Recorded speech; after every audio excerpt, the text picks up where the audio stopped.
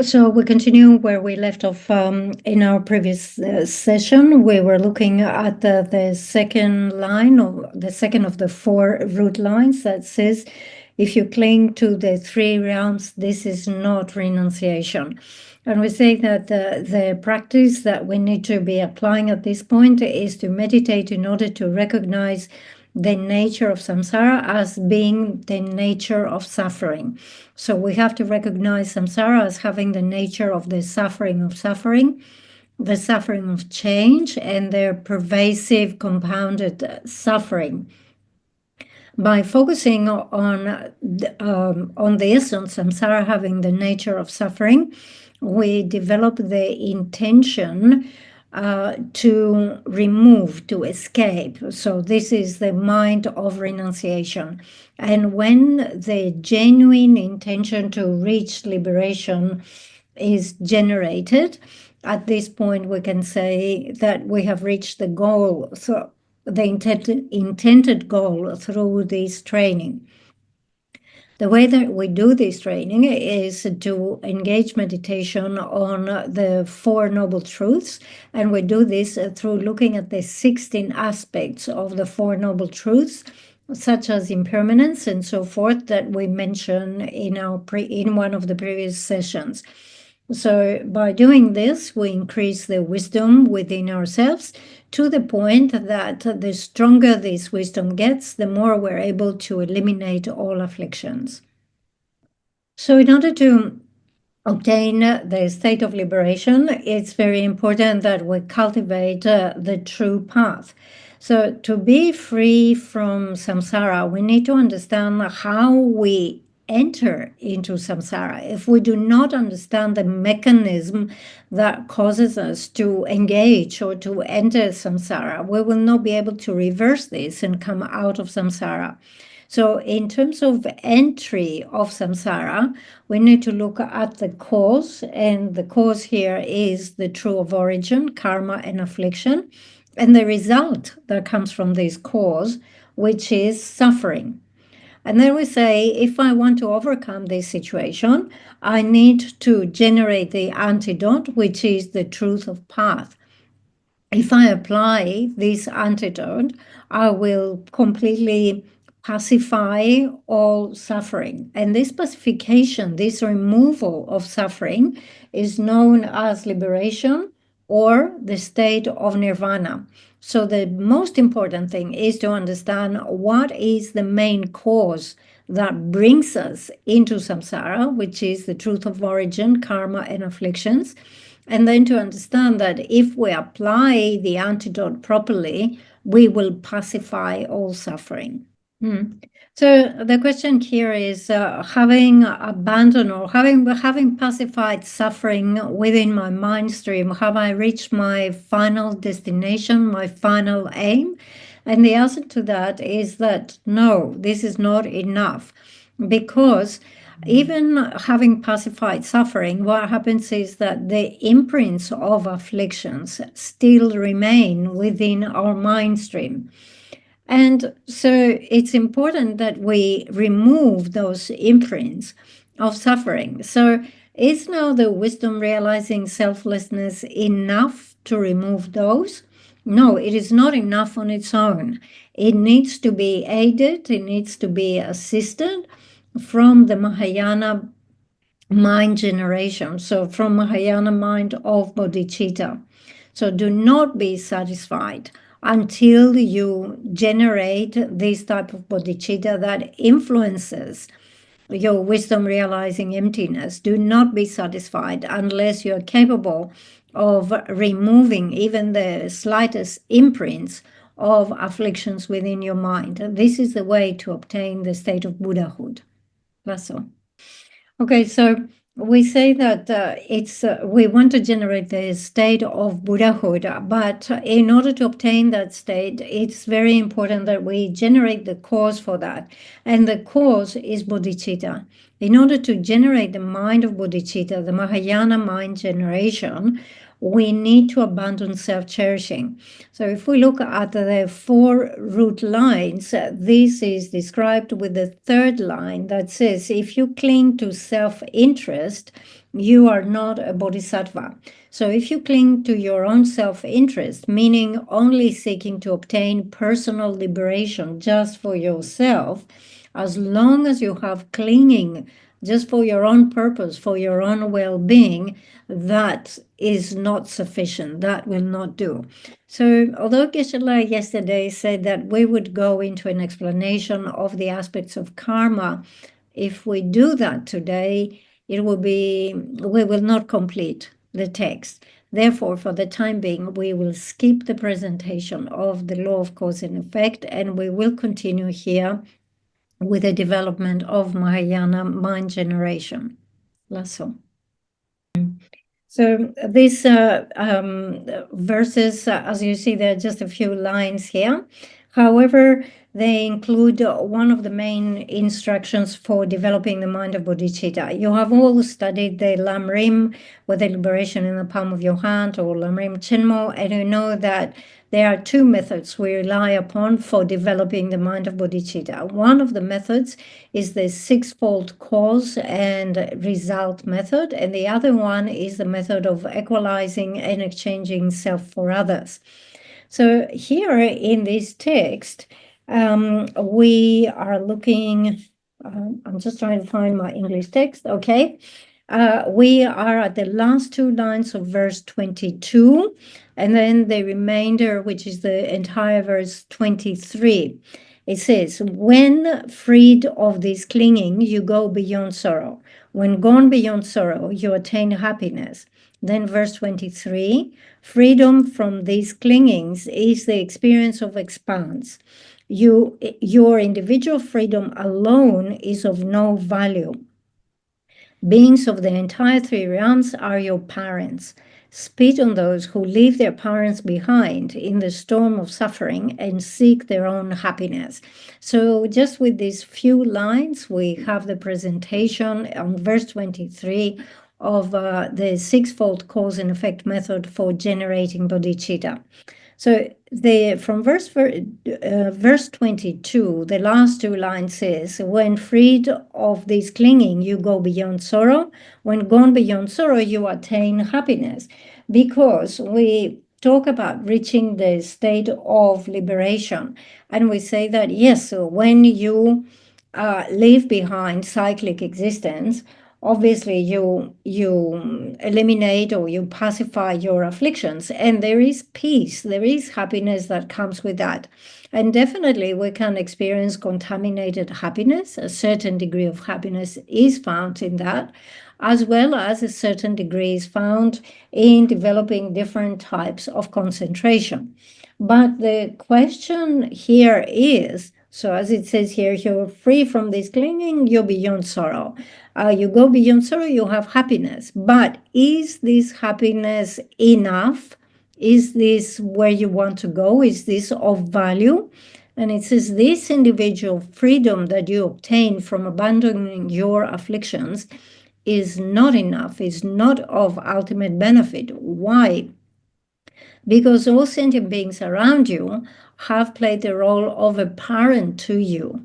And now that they find themselves in the midst of intense suffering, how could you justify yourself obtaining personal liberation and saying, I am comfortable, I have a state of happiness, I don't care what happens to them?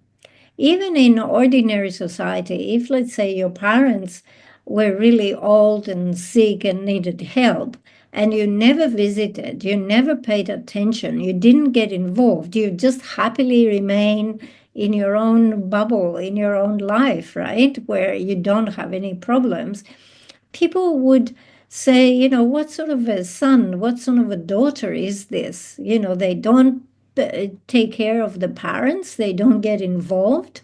This is really bad manners. It is considered to be, neglect and bad manners. So even in the conventional sense, you cannot just yourself be happy and not attend to others who need your help. That's for the first method, which is the sevenfold cause and effect method. Of course, it requires training, but the beginning of the training starts with developing the mind of equanimity. So it is very important at the beginning to examine our own mind and find out what is our motivation. If our mind is really strongly influenced through attachment or hatred or strong confusion and so forth, it will not be possible to continue or be successful with that training of the sevenfold cause and effect method. So it's important to examine the mind in the beginning and make sure we have that evenness, that smoothness of equanimity. If we don't have equanimity as a basis, everything we try to develop or to build up on top of that will not be pure Dharma. And therefore, we want to make sure that we have a foundation that is smooth, so based on equanimity, because from there onwards, everything can be developed properly. That's all. So the sevenfold cause and effect method includes 6 causes that bring about the seventh, which is the result. So for the 6 causes is recognizing all sentient beings as your mother, remembering their kindness, wishing to repay the kindness, having the love of attraction, generating great compassion, generating the special intention that thinks, I will carry this responsibility. So these are the first 6, the causes. And then as a result of that, we have the mind generation, the result, the 7th. So, first of all, when we begin doing this meditation, to the first point, that to recognize all sentient beings as our mothers, it is important to establish that we have been existing as sentient beings since beginningless time. So we have to establish faith or understand past and future lives. So to do that, we examine our awareness today. And we say, okay, the awareness that I have today actually is the same continuum with the awareness that I had yesterday. And the awareness that I had yesterday is in the same continuum with the awareness that I had the day before and before and before and the year before. And we trace it all the way back to the first moment of awareness in this life, which was the awareness at the time of conception. All right. Then we say that awareness at the time of conception, where did it come from? It must have come from the bardo that was in between this life and my previous life. And that awareness of the bardo must have been in the same continuum with the awareness that came from my previous life. And then we go back, we trace back and back and back, previous lives. And we see that actually our existence as sentient beings has been beginningless. Beginningless means that there is no point where we can say, prior to this point, I was not sentient, and then after this point, I became a sentient being. There is no such point. From the beginning, which is beginningless, we go back infinitely, we were sentient beings. So this is how we have to establish the existence of past and future lives. Also. So as we say, going back or tracing our awareness back, we find that there is a continuum, uninterrupted continuum of awareness that spans over countless lifetimes. That means that we have taken rebirth countless times.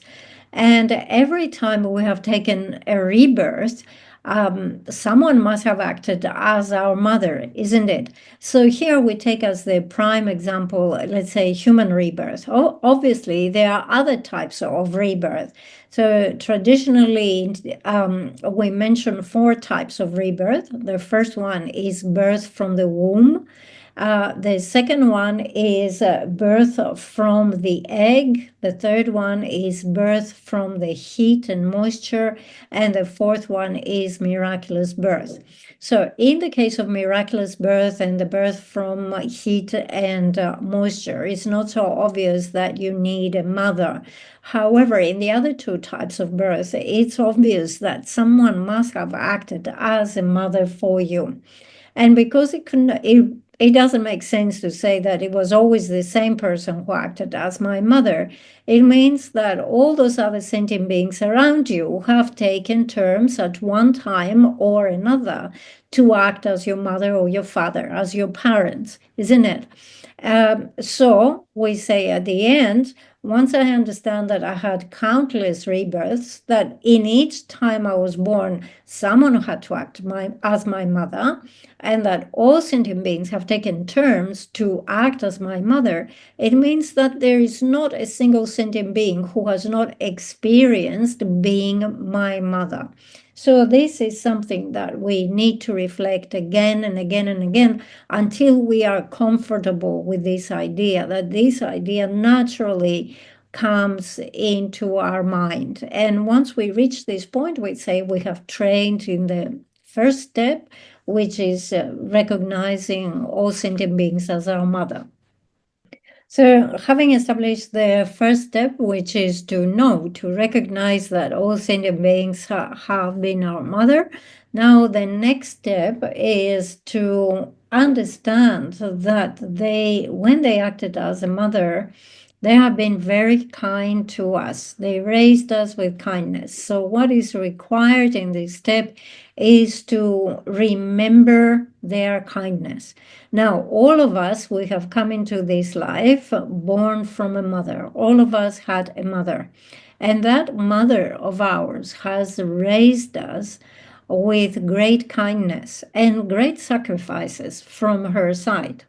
Now, obviously, the things that the mother did for us, especially when we were very young, it is not possible to remember. We don't remember those things. We were infants. But those of you who have come to an age where you have given birth to your own children, look at yourselves, how you take care of your own children. So whatever love and kindness and protection you offer to your children now, the same love and kindness and protection your mothers have given to you when you were an infant. And we can, we can observe what happens to the mothers. So the mother, from the time that she realizes that a child has been conceived, during the whole period of pregnancy, which is 9 months plus a few days, plus traditionally plus 10 days. So during that entire period, the mother suddenly becomes very careful how she dresses, what she eats, where she walks, where she goes, where she doesn't go, taking every precaution to make sure that her activities will not endanger the child in any way, will not bring illness, or make it difficult for the child. And all of this is just during the 9 months of pregnancy. But it doesn't stop there, because just after the child is born, it's completely helpless and quite weak, and it needs quite a lot of protection. Actually, it's not uncommon that young infants become seriously sick. And these days, we take them to the hospital, right? And the hospital takes care of newborn children. But Geshe was saying, in particular, in my generation and in my country, there was no hospital to take newborn babies. So a mother would give birth to a child, and whatever difficulty or illness the child had, the mother is the one who has to take care of this. The mother is the one who has to nurse the child. So bring all this into mind, how kind my mother has been, with what kindness and care and love my mother has raised me up, and familiarize yourself with this thought. This is the second step.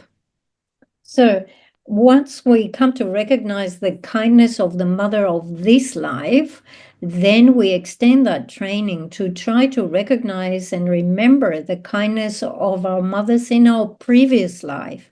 Because every time we were born, we had a mother. Every time we had a mother, the mother took care of us with acts of kindness. It's not just that in this life the mother of this life has been kind and all the other mothers have been unkind, right? So we think in this way.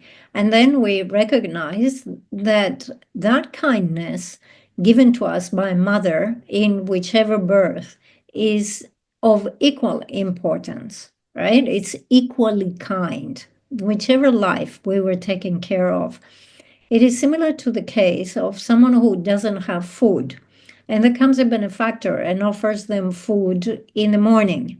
And then there comes a benefactor who offers them food at lunchtime. So the kindness of the morning benefactor and the kindness of the lunchtime benefactor are equal. There's no difference, right? Because they're offering food, equally offering food.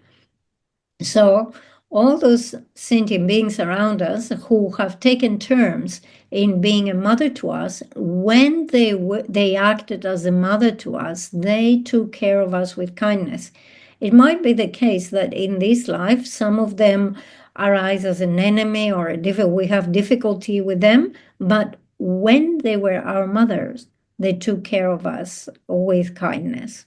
Okay, so once we train our mind to see the equality of this kindness of all these mothers, then we're ready for the next step, which is to repay the kindness. So having recalled their kindness, the next step is to repay the kindness.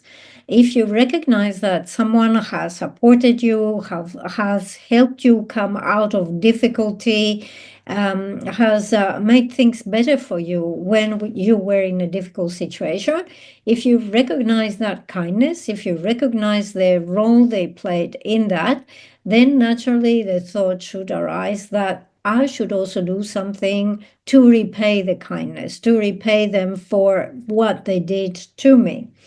And since we have been using here the example of the parents, the mother and the parents, when you remember all the things that the parents have done for you, obviously, if it is possible, if you live nearby your parents, you get involved in their lives. So you help them, you serve them, sometimes you offer them food, you help them in your life, right? And definitely, this is one way to repay the kindness. But then the question arises, is this enough? So is it enough just to take care of mundane needs of our parents? And is this the end of repaying the kindness? Actually, this training of wishing to repay the kindness should not stop at that, just at mundane activities, but we should be thinking, how can I bring the ultimate happiness, the ultimate well-being to these beings who have been my parents? So if your parents are still alive, the parents of this life are still alive, it is actually very important to act with respect, to serve, and to help them. So Geshe was saying, when I was ordained, I was ordained when I was 14 years old. So I entered the monastery. And in the place where I come from, it is considered like a great fortune for the parents to have someone ordained in the family. So my mother would come to the monastery and offer food and serve me, and I would pretend I was already like a proper monk, and I had the monk behavior, and we would share food in this way. If your parents are alive, make sure you honor them and you show your respect. If your parents have passed away, then again, you can do something for them. You can do prayers, you can do pujas in their memory, and so forth. So if we train properly in this step, the next step, which is the love of attraction will come naturally. So to give you an example, what does it mean to have the love of attraction in your mind? It's like when you see that other sentient being, you have a warm feeling, a reaction similar to seeing your mother that you like very much. So you immediately, by seeing them, you think, oh, I like them. That's all. So it's very important to cultivate this love of attraction, because if the love of attraction towards all sentient beings is missing, it will not be possible to generate the next one, which is compassion, wishing them to be free of suffering. So to give you an example, let's say you're traveling in the car, and together with you in that car, there are different people, three other people. One of them is someone that you really like. Another one is someone that you dislike, someone you even consider to be your enemy. And the third person is someone you've never met before. You don't know that person. And let's say there is an accident with the car, and due to the accident of the car, these three people are injured. You're not injured, and you are you just observe your reaction. So obviously, because there has been an accident, you're thinking, I should take these people to the hospital. But then you look at these three people, the one that you really like, this is the one that you are most concerned about. This is the one you want to send to the hospital, or personally take to the hospital, the first person for whom you want to provide medical care. Then you look at the one that you dislike, and let alone thinking, I should take this person to the hospital, you might even have the thought of total neglect. Let that person stay here. I don't care, right? Then you look at the third person with whom you have never met before, and there is a total indifference. Like, you don't care. It's not that you care. It's not that you do not care. It's like equally indifference. Why are there three different reactions? Why is there a difference in the way that you react to the suffering of these people? It's because in the first case, there is attachment. In the second case, you have hatred. In the third case, you are totally indifferent towards them. So a lot of training needs to take place in order to develop this love of attraction for everyone equally, in order to be able to generate equally the thought, I want them to be free from their suffering, which is the next step of compassion. So once we develop the love of attraction and we develop properly, then naturally the next step, which is having compassion, will easily arise. So what we mean by this, imagine that you're looking at a person that is important for you. So that person who is important for you happens to experience suffering. So when you see them suffer, naturally, immediately, you have the wish that says, oh, I wish they were free from their suffering. So the same way that you look at the person that is important for you, that special person, and you wish for them to be free from suffering, if you are able to generate the same attitude for every sentient being, not just the ones that are important for you. So if that thought naturally arises without taking any extra effort, then you have generated the great compassion. So we come to the point of looking at others and recognizing their suffering. And beyond recognizing suffering, we also have that thought that says, I wish them to be free from suffering. So this is the thought of compassion, wishing them to be free from suffering. But then the next step of the training is to generate this special intention. The special intention is a thought that goes beyond thinking, may they be free from their suffering, because it is the thought that says, I will make sure that they are free from their suffering.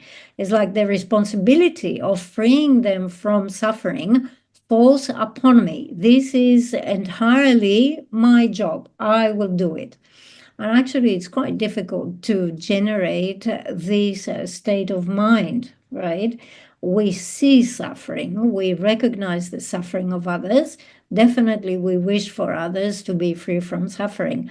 But to take it to the next level, that says, I will get personally involved and I am going to take care of this situation, that doesn't always come. Yesterday I was commenting on how good it is in Singapore that you do take care of dogs, of stray dogs, because in many other places, for example, stray dogs have a very difficult life. They do not have shelter, they do not have food, they do not have proper food. Often they get sick. And Geshe says we see stray dogs and you see they are malnourished, you see they are very sick. And of course, you feel compassion for them. You say, oh, the poor dog is suffering, right? And I wish that dog was free of their suffering. But it's another level. It's much more difficult to say, I have also generated the special intention that says, I will free that sentient being from their suffering. So once you get to that level, that is the special intention. Lasso. So we say that we come to the point of saying, I personally want to make sure that I free sentient beings from their suffering.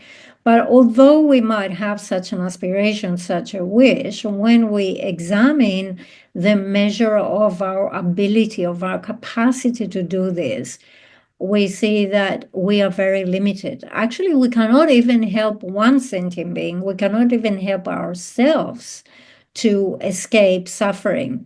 We ourselves are under the influence of karma and afflictions, and we cannot help ourselves. So how can we say that we will be able to help all sentient beings, free all sentient beings from their suffering? And then we say, is there anyone who has the power to do that? Who has the power to do that? So only the enlightened Buddha has the power to do that.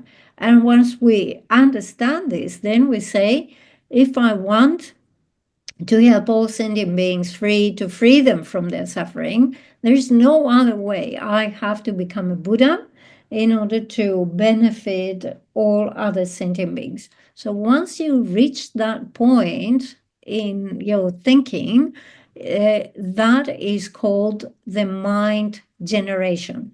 It's not uncontrived yet, but it is mind generation. That's all. So we have generated the thought that says, by whichever means possible, I will attain the state of Buddhahood in order to benefit all sentient beings. May I become a Buddha to benefit all sentient beings. So this is actually a prayer. It's an aspiration. So this is called the aspiring bodhicitta. But the prayer or the aspiration alone is not enough. In order to develop that capacity, to develop that power, we have to engage in proper training. And mainly the training consists of two things: training in the practices of the six perfections and training in the four means of gathering disciples. So once you engage the training, this is called engaging bodhicitta. So how are we going to help others? Let's say, we become a Buddha and we have these qualities of realizations. Can we transfer our realizations to others? Actually, these realizations cannot be transferred to others. So how can a Buddha actually benefit sentient beings? So through our own experience, we understand what are the objects of realization, all the objects of realization, and what are the objects of abandonment. And then based on our experience, we can explain these to others. And when others hear this explanation, they can then practice accordingly. This is how the Buddha can help others. The Buddha himself has said, I cannot wash away your negativity. I cannot remove your suffering with my hands. I cannot transfer and give you my realizations. What I can do is teach the truth to you. So the first line refers to all the afflictions that we possess in our mind stream. And this is like stains, like impurities. And the Buddha says, I cannot wash all these stains and impurities from your mind, like the same way that we wash a cloth and the water cleans the cloth. It doesn't work in this way. The second says that all the suffering that you have as a result of your karma and afflictions, I cannot just put my hand and remove it. I cannot remove the suffering in this way. And also, all the qualities of the realizations I have developed in my mind, I cannot just hand them over to you. I cannot transfer them to you. So then how can the Buddha help others? So through understanding and through practice, the Buddha has come to develop all types of realizations and has come to achieve every type of abandonment. So, based on his experience, the Buddha teaches those, explains those to others, and others accepting it, they take it on as a practice and they implement it. And by engaging this practice gradually, they see how the situation improves, how they generate some wisdom, some realizations, they move along, they leave things, they abandon things behind, and they progress along the path. Lesson. So the next verse, verse 24, that says, May the sufferings of the three realms ripen upon me. May sentient beings take away all my merit. Through the blessing of this meritorious act, may all sentient beings become fully enlightened.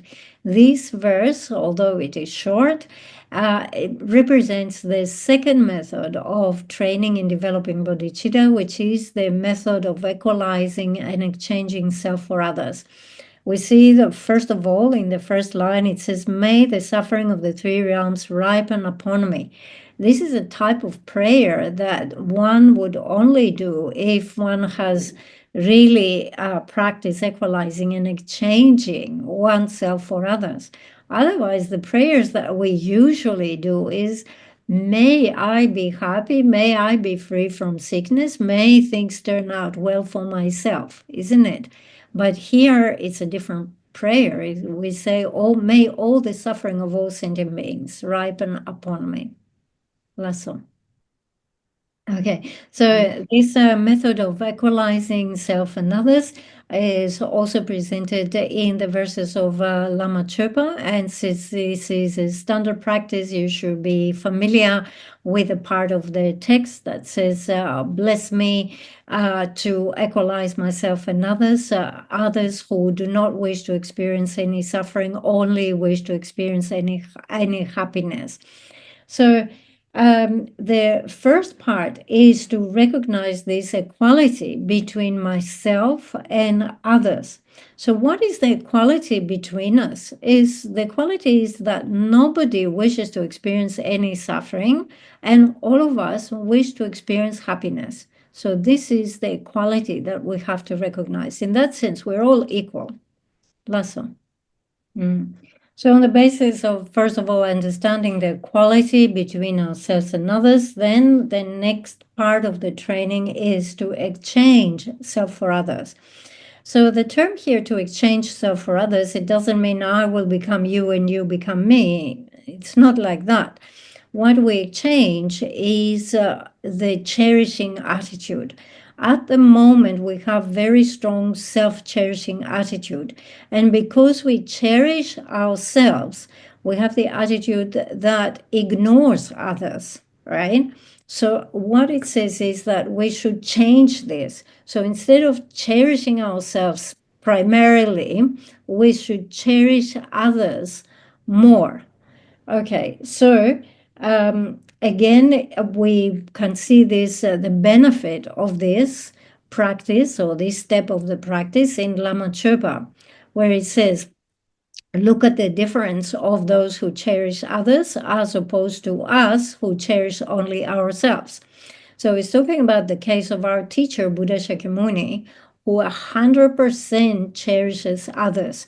And through this attitude of cherishing others, he has reached the state of enlightenment. Whilst we, in our case, we are left behind because we're only cherishing ourselves. So compare the benefit of one type of attitude as opposed to the faults of our current attitude. So it will be easy to see. The difference is easy to see. Another verse, again from Lama Chopa, indicates the faults of self-cherishing versus the quality of cherishing others. So it says, self-cherishing is the door to all suffering.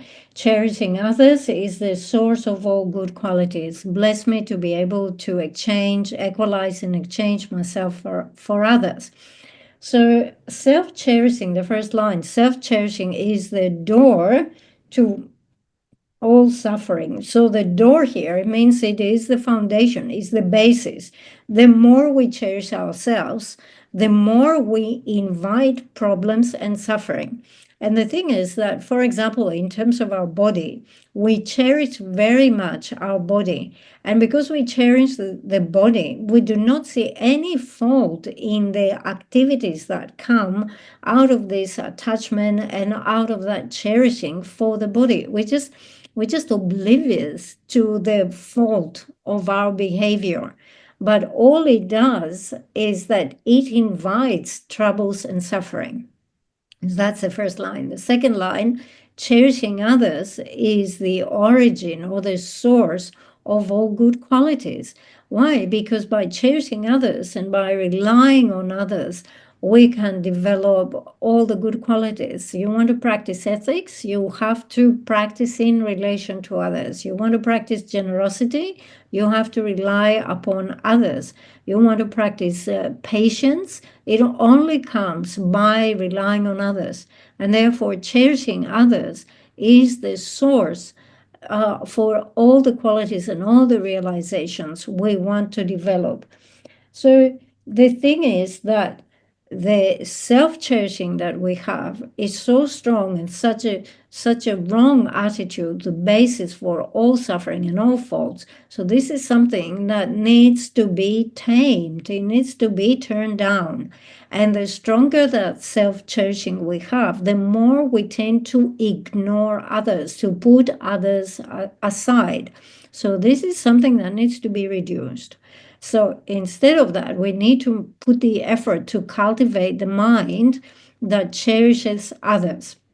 And when we are capable of doing this type of exchange, minimize our own self-cherishing and increase how much we cherish others, on the basis of that exchange, we will develop the love of attraction. Then if we have the love of attraction, from that will come great compassion. Then from great compassion will come the special intention. And then from special intention, we will have the result of bodhicitta. So as you can see, we have talked about the two different methods for developing bodhicitta, and they come under the training necessary to overcome self-interest. As the third of the four root lines says, if you cling to self-interest, you're not a bodhisattva. We have two methods here, and the two methods are suitable to different individuals according to the sharpness of their faculty. We all have differences in terms of the sharpness or our capacity to do practice. And so it is said that for those who have the sharpest faculty, it is best if from the beginning they train in the method of equalizing and exchanging self for others. For those who do not have that sharpness, have a little bit less capacity, it is better to work with the other method, the sevenfold cause and effect method, because it has more steps and you train gradually, you move along. In any case, by following any of the two methods, we come to the point of generating bodhicitta, and that bodhicitta becomes uncontrived bodhicitta. And obviously, once you generate uncontrived bodhicitta, that has an immediate effect on suppressing and manifest afflictions. However, that type of bodhicitta, that type of realization is not enough, is not sufficient to eradicate afflictions completely from their root. And if we want to completely eliminate them from their root, we need to generate the wisdom realizing selflessness. So when we talk about selflessness here, we refer to the wisdom that realizes that phenomena are not established from their own characteristics, or they're not truly established, or they're not intrinsically, inherently established. Any of those terms this is sufficient to describe this type of wisdom. So in our text, we are looking at verses 25 and 26. In whatever, which refer now to the fourth one, if grasping arises, it is not the view. So let abandoning grasping. Okay. So in whatever way you abide in reality, there is no release so long as you grasp. To explain this as well in great detail, there is no liberation for those who grasp at existence. There is no higher rebirth for those who grasp at non-existence. And those who grasp at both are ignorant. So place your mind freely in the non-dual sphere. So this text here is, of course, composed and presented from the point of view of the Sakya school, but which is different from the standard explanation we have within the Gelug tradition. And Geshe would like to offer a presentation based on Lama Tsongkhapa's texts. Lasso. So what it says here, the verses here, is that unless one generates the wisdom realizing selflessness, one will not be able to understand that phenomena exist by being merely imputed, will not and will instead stay thinking that phenomena exist established solidly from their own side. So it says, as long as you have this type of grasping, this type of existence, various afflictions such as attachment and hatred and obviously ignorance will proliferate in your mind, and in this way there will be no liberation. So there is no liberation for those who grasp at existence. Then once you say to people that things, phenomena do not exist from their own side, there are those who believe, oh, if you say they don't exist from their own side, you're completely negating its existence. You say they do not exist at all. But however, this is a wrong view. The view that says nothing exists, like the law of cause and effect does not exist, past and future lives don't exist, nothing exists at all. And as it says here, there is no higher rebirth for those who grasp at non-existence. So what is important is to understand that although we say that phenomena merely come into existence through labeling, through designation, this does not mean that phenomena are non-existent. We're not saying that phenomena do not exist conventionally. So we have to keep looking, searching for the view that stays away from the two extremes. So here, when we talk about the view, the Mahayana view, this can be presented in two levels, coarse view and more refined view. So we talk about the Mahayana mind-only view and the Mahayana middle way view. The next verse, verse 27, is the one that presents the coarser view, which is the Mahayana mind-only view. Verse 27, all things are but objects of the mind. Without searching for a creator of the four elements, such as the wise, diviner, Ishvara, and so on, place the mind freely in the sphere of mind itself. So it says here, don't look for a God creator, an external creator. Many non-Buddhist systems believe that there is a creator, such as a God creator, such as Ishvara, and so on and so forth, or the four elements. And the mind-only school says, do not look for an external creator, because all phenomena are in the nature of the mind. There are no phenomena who are established out there externally outside the mind. Phenomena are empty of being established externally as external entities that are not the nature of the mind. So this actually represents the Mahayana mind-only school, which, as we say, is a relatively coarse view. Okay, so then the next verse, verse 28, is the one that presents the unique middle way consequence view, which is the more refined view. The illusory nature of all appearances and the truth of dependent origination as well.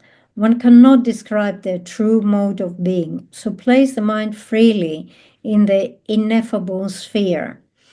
So it talks here about the appearances of all phenomena, because phenomena appear to us, but the way they appear like illusions. And the best way, perhaps a more modern example to talk about those appearances is like movies that appear in the TV. So you turn on your TV and you see all those things, right? And if you analyze, do those things really exist the way they appear in your TV? And the answer to that is no, they do not exist the way they appear. They do exist, phenomena do exist due to dependent origination.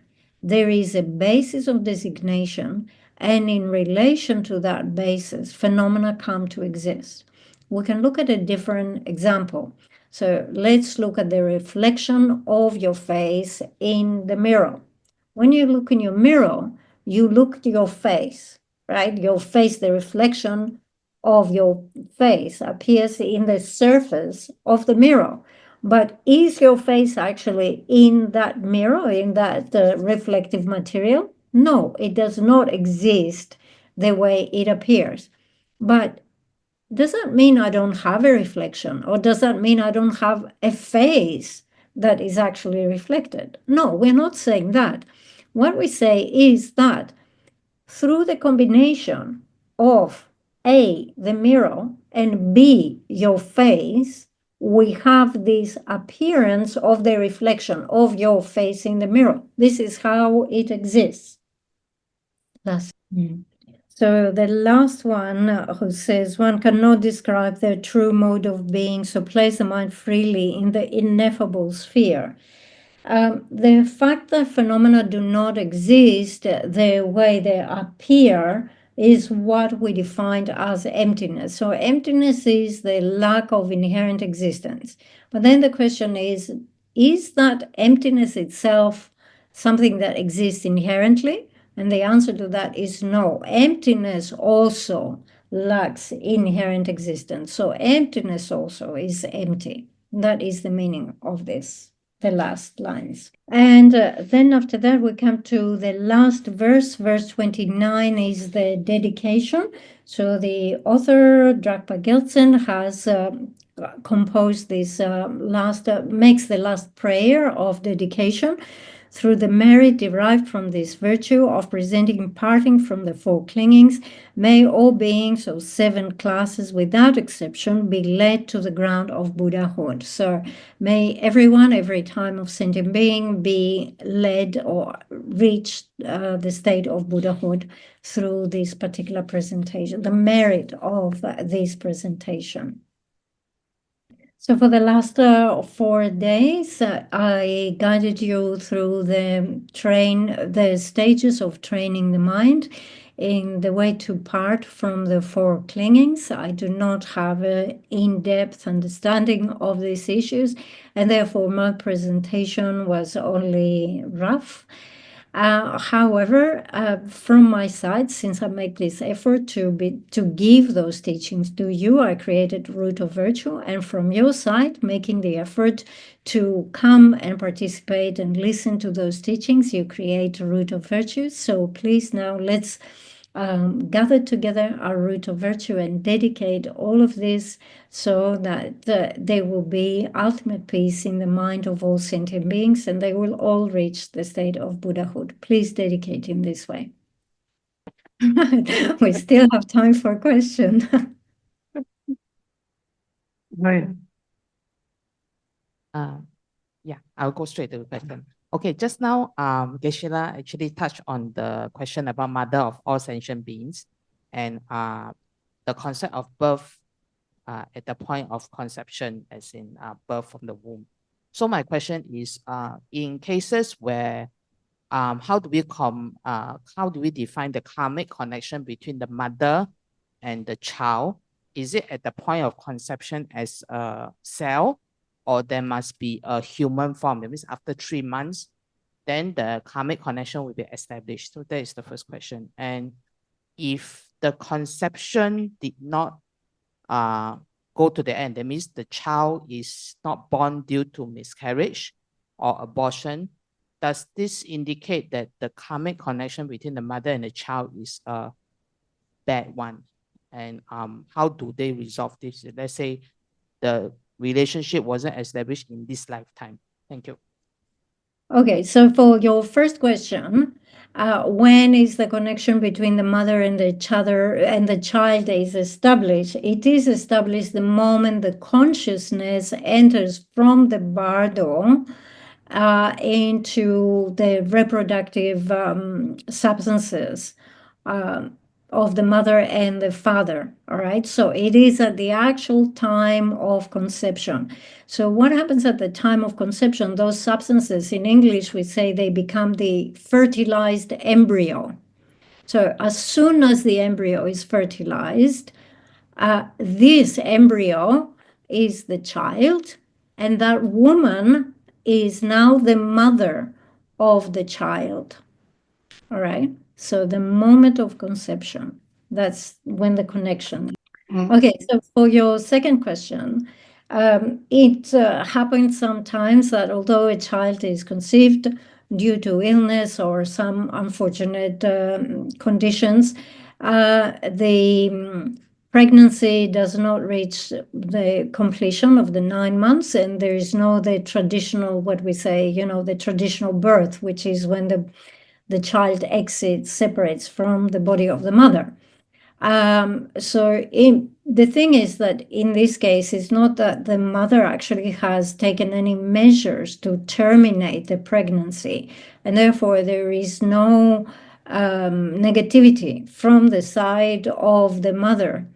It's just that infant has experienced a premature death due to previous karma they have created in their previous life. They didn't have the karma to have a long life in this life. That's all it is. In the case that the mother has an abortion and intentionally terminates the pregnancy, then there is great negativity in this case, great negativity, great fault on the side of the mother. So if you do not wish to have children, from the beginning, you should take precautions not to become pregnant.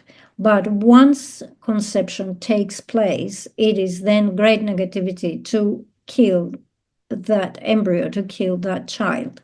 Okay, so whichever is the case, if there is no actual birthing of the child, we don't use the terminology like mother and child. However, these two, they have a connection because we said the connection is established the moment of conception. So they have a connection, but we don't use the terminology my child because you haven't given birth to that child. Yeah, thank you, Geshe, for the teaching. I hope you come back again and again to give us more teaching. Okay, my question is in relation to your verse 3, or the verse 3, which is the clinging, all that. And leading on to the first line of the verse 14 and onward, thus seeking nirvana, the state beyond sorrow, are a kind of clinging, an attachment or grasping. That's one question of it. The next question leading on to it is, what is nirvana? What is this state beyond sorrow? Is there a difference between this state and the non-dual sphere and Buddha nature? Okay, wait, because I have to find the exact Tibetan. All right. So, okay, so we talk about nirvana, and then on verse 14, and then it has coma, the state beyond sorrow. So sorrow here is your affliction and your suffering. So going beyond suffering, meaning eliminating the suffering, is the state of nirvana. So it's not a person. Nirvana is not a person, is a state. And from amongst the four truths is the truth of cessation. So we have the truth of origin, the truth of suffering, the truth of path, the truth of cessation. The last one, the truth of cessation, is nirvana. It means you have gone beyond, you have eliminated suffering. So, okay, my question is, we are talking about this four clinging, which is the four demons. And I understand that this four demon is within us. So actually last night we have this 400 offering, which is more of an external. So maybe Geshe can explain what's the difference between these. Last night you had the 400 offerings, and which how does that relate to the Voula? Last night the puja was Geshe, the Geshe puja. Yes. Yeah, so he's relating the Geshe, the demons in the Geshe versus these four clingings, right? Okay. Thank you. Okay, so yes, you can say that all this, the grasping that is presented here with this clinging, like you cling to cyclic existence, or you cling to yourself. This clinging to yourself, this is the true demon, the one who creates all the troubles for yourself. And if there's something to overcome, to be eliminated, is that clinging to ourselves. So through the wisdom realizing selflessness, we overcome this, we eliminate this. Basically, my question is, what's the difference? Because last night the puja is more of an external, this is internal. Yeah. So when we talk about the four demons, the way that we present them is the demon of afflictions, the demon personified. Then we have the demon which is the Lord of Death, right? The real demons that exist within ourselves is the Lord of Death and also the afflictions. So when we talk about afflictions, it's the attachment, the hatred, the ignorance, and so forth. So what we were doing yesterday through this puja, we have an external object, and in that we place our afflictions there, and we want to get rid of that.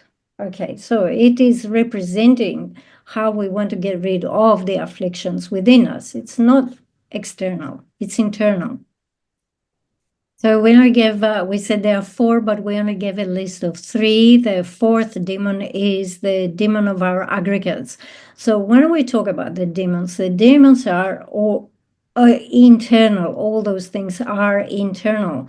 But what we do during the puja is that we give an external form so that we can externally visualize the affliction, right? Whatever is the internal demon, and then we have it as an represented as an external substance, an external object, and we have that thing cast away. Take that thing away from me, and this can help us overcome illness and other difficulties through this.